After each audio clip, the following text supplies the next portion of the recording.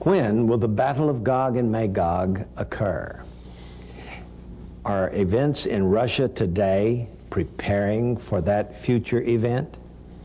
According to MSNBC.com, Michael Hirsch writes that since the terrible event in Beslan, when a school was overtaken by terrorists that left 338 children and adults dead, Russia has been making some decided moves back into authoritarianism.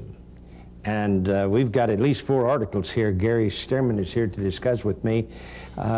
These 4 articles are ominous, saying that Russia is moving back toward the old Soviet Union. Well, JR, this is a fascinating subject because it comes right to us in Ezekiel 38. As we have seen many times in the past, when you look at Gog of the land of Magog, there are several reasons, linguistic, historical, scriptural reasons to believe that Ezekiel is prophesying about latter-day Russia.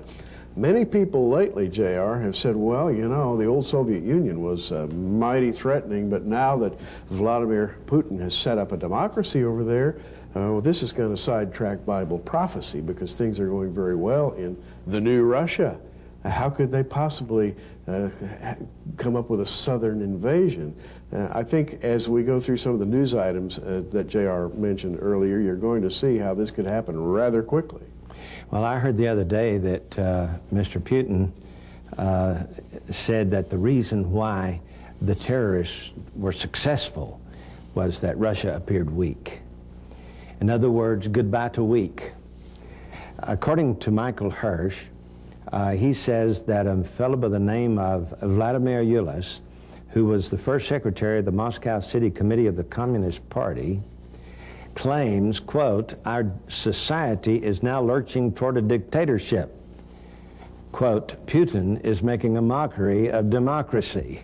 This, of course, a communist making this statement. It's kind of interesting that Mr. Putin is now making a mockery of democracy. And I don't doubt that, because all of these other articles seem to concur.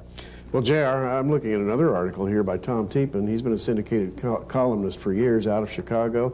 The Star Tribune, he writes this: Russia is slowly turning back into Russia. It's not a pretty sight. In other words, yes. Russia is reverting to its true identity.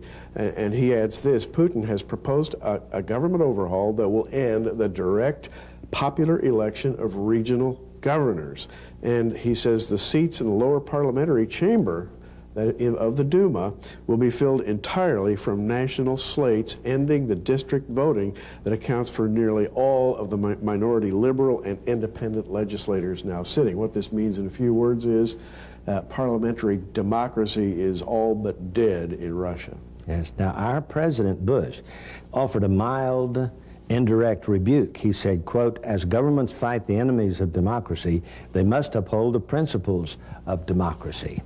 But behind the scenes, U.S. officials were just as casual. One senior Bush official who deals with Russia said, Russia is not a democratic society, and this is not surprising. Indeed, it's not. We have here National Review Online and several quotes from that remind us that Vladimir Putin comes out of the long tradition of the KGB, JR. In fact, he was their fair-haired boy. And this takes us back to the days of Yuri Andropov. Back in '68, he led the Soviet Union in a coup of Czechoslovakia. And Andropov and Putin go back years together.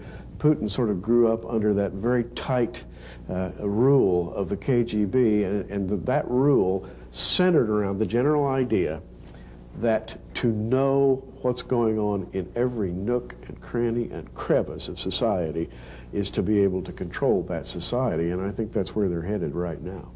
So if the Soviet Union, or that is the former Soviet Union, goes back to a Soviet-styled government, then they can become the bear once again that they once were.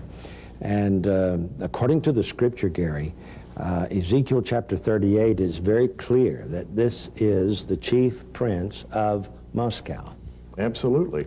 When you really look at this in the Hebrew, Ezekiel 38, verse 2, Son of man, set thy face against Gog, the land of Magog, the chief prince, or the word chief there in Hebrew is Rosh, and many commentators have said, well, Rosh is the Hebrew word for modern Russia. The chief prince of Meshech, and Meshech, of course, is simply an earlier designation for the territory around today's Moscow, and Tubal. Tubal is a euphemism for Siberia in general, and prophesy against him. So right here in verse 2 of Ezekiel 38, we have a historical and etymological proof that we're talking about Gog, the land of Magog, which the Jews refer to in the Midrash as the Scythians. The Scythians, by the way, occupied the same land that Russia occupies today. So, J.R., it couldn't be clearer. You know, back some years ago when the wall of Berlin Wall fell and when the Soviet-style government crumbled, those of us who study prophecy had to go back to the drawing board, try to figure out what's going on, because we expected the Soviet Union to move against Israel. This didn't happen. I was in Jerusalem one day talking to one of the excavators, an archaeologist digging under the wall, under the Western Wall, and I asked him, I said, what about that battle of Gog and Magog, the Russian invasion? And he said, actually, he said, the problem today in the Middle East is not a real battle between Israel and the Arabs. It is between America and the Soviet Union. So he says our enemy to this day is the Soviet Union. That was Israel's main enemy back then. And obviously, Ezekiel 38 is going to come to pass right on schedule. According to Yahoo News, Georgia Ann Geyer, she talked about that it all started with this barbaric terrorist slaughter of 338 Russians in the small southern city of Beslan, with half of the dead being children. For nearly 2 weeks, Vladimir Putin and his security forces were largely and strangely silent. Then came the deluge of changes, announced one after the other by President Putin, who it soon became clear, was finally empowered to put into place a takeover move that he had so long been planning and working toward. Fascinating that Russia is now moving back to authoritarianism. J.R., the key words in there, so long been planning. In other words, though this event may be focused around that Beslan tragedy, actually it appears that Putin has been very quietly manipulating events for quite some time now. We don't know who Gog is, this mysterious Gog of the land of Magog, but it's generally conceded, J.R., that he's the leader at the time of the invasion. Whether it'll be Putin or someone who follows him, we can't say, but one thing we can say, that invasion appears closer than ever. Yes. So let's talk about this Russian invasion, the Battle of Gog and Magog, Ezekiel chapter 38. Before Russia can move against Israel, there has to be an Israel. So in the previous chapter, 37, we see this new government of Israel rising up and God restoring the Jewish people to their ancient homeland. Wait, that happened since 1948. It did, and J.R., that brings up the question of where will the invasion take place? Well, we have here in Ezekiel 38, in verse 8, after many days, thou shalt be visited, in the latter years thou shalt come back into the land that is brought from the sword and gathered out of many people. So the where is obviously Israel. There's just no question about that. These are the people that have been gathered back into the land. The question, why? In other words, why does this invasion take place? Well, we have down here the thought comes into Gog's mind. Verse 10 says, thou shalt think an evil thought. And later on, there's a question asked, art thou come to take a spoil? So that seems to be the why. In other words, Gog has some good reason and some advantage. The hooks in Russia's jaw seems to be putting Russia at somewhat of a disadvantage. My thinking is Syria will be destroyed and Russia will have to retaliate, almost like they have no choice. Well, there's more. We'll tell you all about it when we come back in just a moment. On a recent program, we told you about Persia and those nations that will be confederate with Russia in the invasion of Israel. Verse 5 says, Persia, Ethiopia, Libya with them, all of them with shield and helmet, Gomer and all his bands, the house of Togarmah of the north quarters, and all his bands and many people with thee. Now, we have talked about the fact that Persia will be there. Obviously, Persia is, or Iran today, is building a nuclear arsenal, and the United Nations has told them to quit, and they have recently said, we're going to do what we well please. And so we're wondering, you know, will Israel go after Iran, and if so, in what capacity? And will there be anything left of Iran when it's over? Well, let me tell you, Iran or Persia is going to have a powerful army to come against Israel with Russia. And by the way, Iran, according to the latest Jewish press that I read, says that Iran's pulling the strings with the Hamas terrorists today. Absolutely, and I've read the same thing from several sources, J.R. What you have in Ezekiel 38:5 is that Persia, or modern Iran, is listed at the head of Russia's allies. We shouldn't forget that in the late 90s, Russia signed a 20-year non-aggression pact, that is a mutual defense pact, with contemporary Iran. Nor should we forget that right now there is a revolution brewing in the streets of Iran, which the mullahs over there are very upset about. They've been trying to keep the lid on the people, and so we've got a lot of potential instability in the region, J.R. And to me, all of this is boiling up around the power center of Iraq, where the United States is now firmly ensconced for at least the next 5 years. One of the important things about our being in the Middle East is that if we were not there, things would just actually fall apart. We're the only stabilizing force in that area of the world. And of course, we were forced there because of the terrorist attack against the United States on 9/11. I'm glad we're there. But I must tell you, that's not going to stop the war of Gog and Magog. We're not going to be able to stem the tide of forces that are moving the world toward Armageddon. We're there, but with every day, things get worse. I think there are demonic forces in the area that are trying to bring this world down to oblivion. And in fact, Jesus said, except those days be shortened, there should no flesh be saved. It will take Jesus Christ and the second coming to put a stop to Islamic terrorism. J.R., we've discussed the where, and we've discussed the why, the what. Let's get to the when in this battle.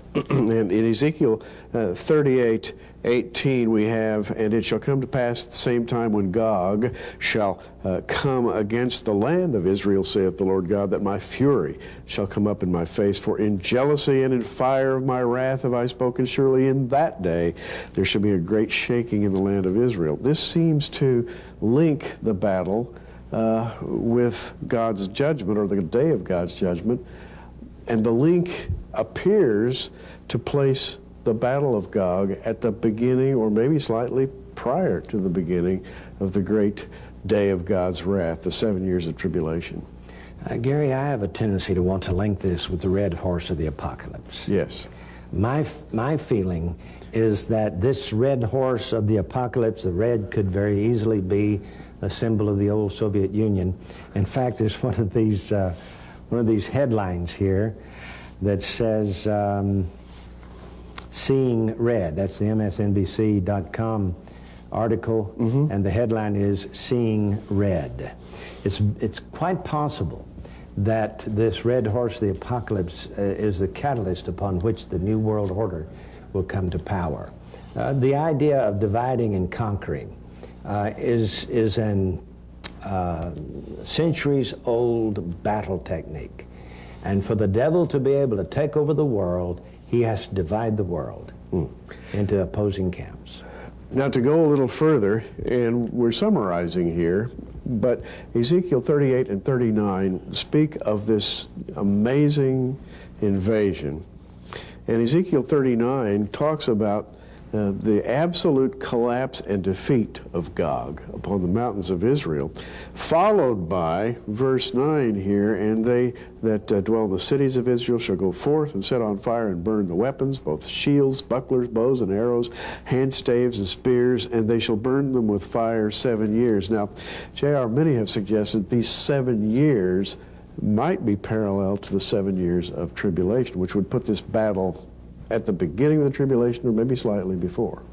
So here is Ezekiel's reference to the Jewish Shemitah, the sabbatical cycles.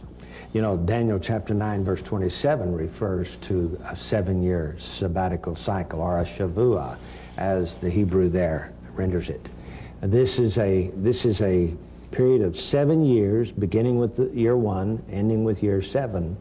And we do not know how firm that prediction is going to be, but we have no choice at this point but to think that it will be within the framework of a sabbatical cycle in the Jewish calendar. And to add just another little detail to this, Jared, this is interesting. We've talked about Vladimir Putin stiffening up Russia's resolve to destroy the terrorists along its southern flank. This would mean if they go after the Chechnyan rebels, who are Muslims, by the way, J.R., Chechnya is down on the Caucasus mountain range, close to Armenia, very close to Tehran, as a matter of fact. If Vladimir Putin launched to the south, as he's announced he's going to do, that is to come against the Chechnyans, it would put him in a position then to set up along the Caucasus range. And many military strategians have said that a perfect launching place for Russia would be that very mountain range. Right on the border. Right on the border. With Iran and Iraq. Yes. I wonder what our troops would feel like if the mighty Soviet army were to assemble along the southern border of Russia's Chechnya province. Raises an interesting question. Yes. Well, we know that in chapter 38, the merchants of Tarshish, that would be the European merchants, the great international banking, shipping, mercantile empire, asked the question, art thou come to take a spoil? And so we can see that Europe will probably be questioning Russia's motives. And if we're there in the Middle East, I can see us deflecting them just a little bit. They're not going to move south, probably not against Saudi Arabia. In fact, Sheba and Dedan, mentioned here in verse 13, cover the same areas that are today Saudi Arabia. Absolutely. In fact, Kuwait would be part of Sheba and Dedan. So, yes. And we've had all of the oil for food scandals in the region. We have the corrupt sultans in the region who will basically deal with anybody for money, and which makes all of this, Sheba, Dedan, the merchants of Tarshish, which makes it a volatile, explosive area. J.R., I think it's fascinating that in this particular day and time, the Lord has drawn all of the forces of the world right into that area, the center of Bible prophecy. I think we all need to be watching, and particularly watching what's going on in Russia today. And do you notice that this is a coalition of several nations? Oh, yes. We had a coalition when we went against Iraq, but all of these people that are listed with Russia were not in our coalition. True. You notice that? That is true. We have Libya here. Libya was not a part of our coalition. Ethiopia, Iran, Gomer, Germany was not a part of our Most coalition. distinctly, Germany pulled out. I wonder if I can find France anywhere in here. Just kidding. Yes. It's got to be in there somewhere. Reckon. Yeah. So here we have the infamous Battle of Gog and Magog, and we do not know exactly when it's going to take place, but Gary, there are a number of theories. One says in the middle of the tribulation period. Others say this is the same as Armageddon. Some say at the end of the millennial reign. But when you get right down to it, this looks like it's going to come just before the tribulation period begins. J.R. Ezekiel 38 looks like what we see today. Yes, and it could happen anytime. We'll be back in just a moment. Once the Soviet Union is completely, I mean utterly destroyed, only 1/6 of her left, the Antichrist will begin to make his power play, looking for a new world order. And that's the world government that will bring the world down to Armageddon. Gary, it could happen anytime. Could happen anytime, J.R., because the Kremlin is on the move. Make no mistake, all of the old party bosses are coming together very quietly, moving to destroy what fragment of democracy might remain in Russia. Keep reading the news because this is important. It's interesting that we don't have any definitive description of the United States being in the Middle East. We know we're there, we just don't know what's going to happen. So keep your eyes on the Middle East. This is J.R. Church and Gary Stearman. Until next time, keep looking at it. Prophecy in the News is a viewer-supported ministry sponsored by our many friends across America and in your area. For your gift of $10, you can receive a special edition of our current program on audio tape, or for a gift of $20, we'll send you our programs on videotape. For either order, call the 800 number on your screen right now.